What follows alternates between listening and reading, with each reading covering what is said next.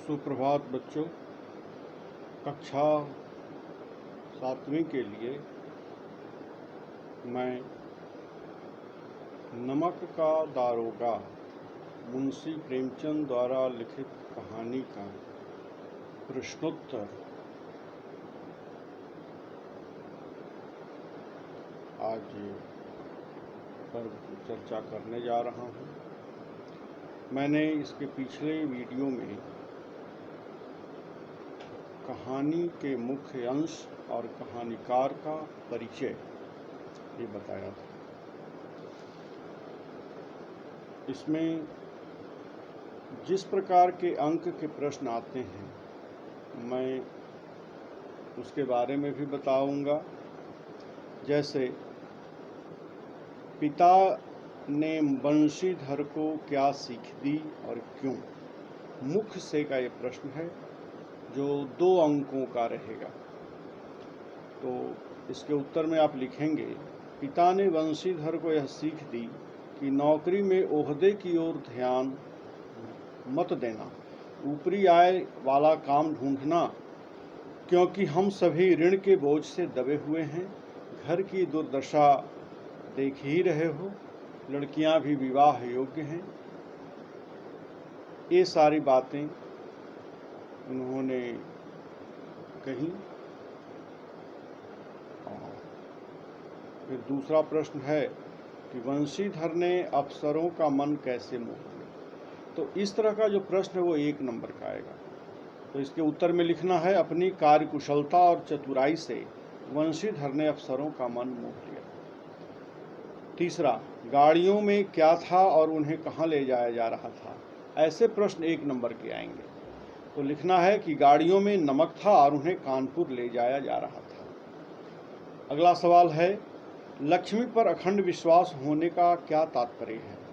ऐसे प्रश्न 3 अंकों के रहेंगे। इसका उत्तर लिखेंगे आप, धन से इस संसार में कुछ भी खरीदा जा सकता है, यहाँ तक कि मनुष्य की ईमानदारी सत्यनिष्ठा को भी ऐसा विश्वास हो जाना लक्ष्मी पर अखंड विश्वास कहलाता है। हालांकि यह मन की एक नकारात्मक भावना है। 5वां सवाल है, अदालत में जाते वक्त पंडित अलोपीदीन की हालत कैसी थी। 2 नंबर वाला यह प्रश्न है। अदालत में जाते वक्त पंडित अलोपीदीन की हालत अपमानित अभियुक्त की तरह थी, जो गर्दन झुकाए, हाथों में हथकड़ियां डाले, हृदय में ग्लानि और क्षोभ दुख से भरे हुए भाव थे। अब लेखनी से का प्रश्न है। ऐसे सवाल 3 नंबर के आएंगे। जैसे पहला प्रश्न है, मासिक वेतन को पूर्णमासी का चांद क्यों कहा गया है।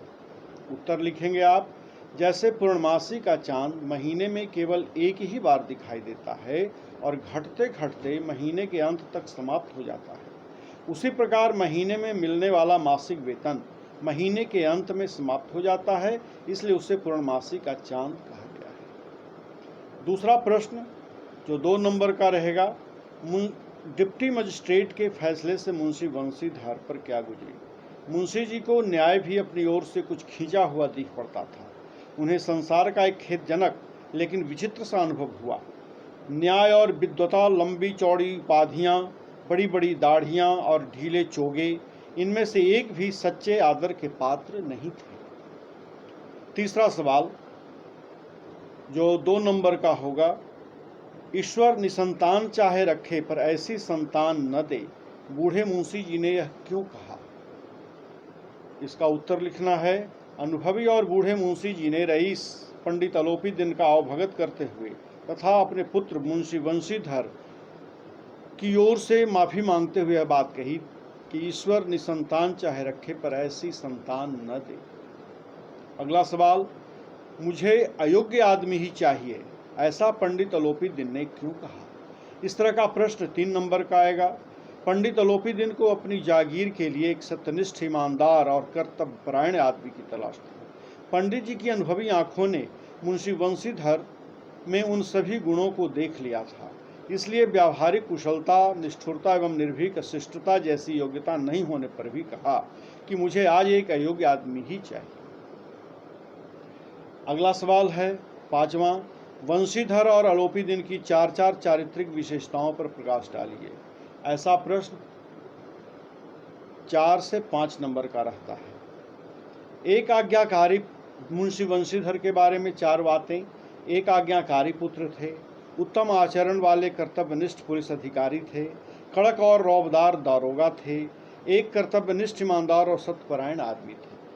वहीं पंडित अलोपी दिन के बारे में एक व्यवहार कुशल रईस आदमी, अपने इलाके के प्रतिष्ठित जमींदार, लुक छिपकर भ्रष्ट तरीके से व्यापार करने वाले, और चौथा यानी लक्ष्मी यानी धन से सब कुछ खरीदने की इच्छा वाले होते।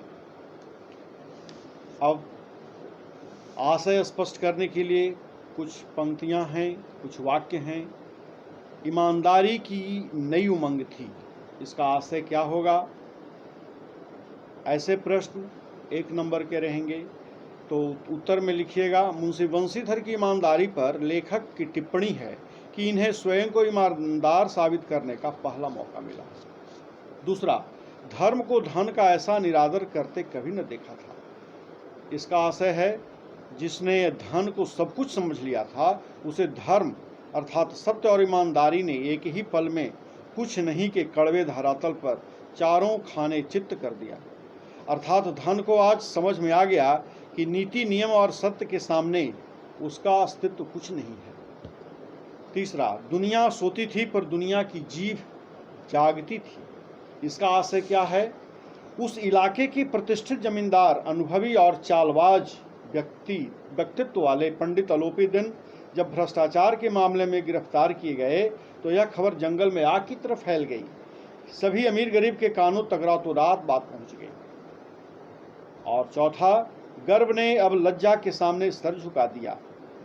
आशय है इसका, लेखक ने मुंशी वंशीधर का मनोवैज्ञानिक वर्णन किया है। वे कहते हैं कि नीतिज्ञ, ईमानदार और कर्तव्यनिष्ठ मुंशी वंशीधर ने जब लक्ष्मीपति पंडित अलोपी दिन की आंखों में सद्भाव की झलक देखी तो उनका गर्व दूर हो गया और विनम्रता के साथ उनसे मिले।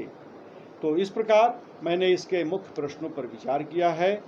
अब मैं इसका वीडियो क्लिप भी आपको दे रहा हूं, जो इस प्रकार है। आप उसको लिखेंगे, देखिए।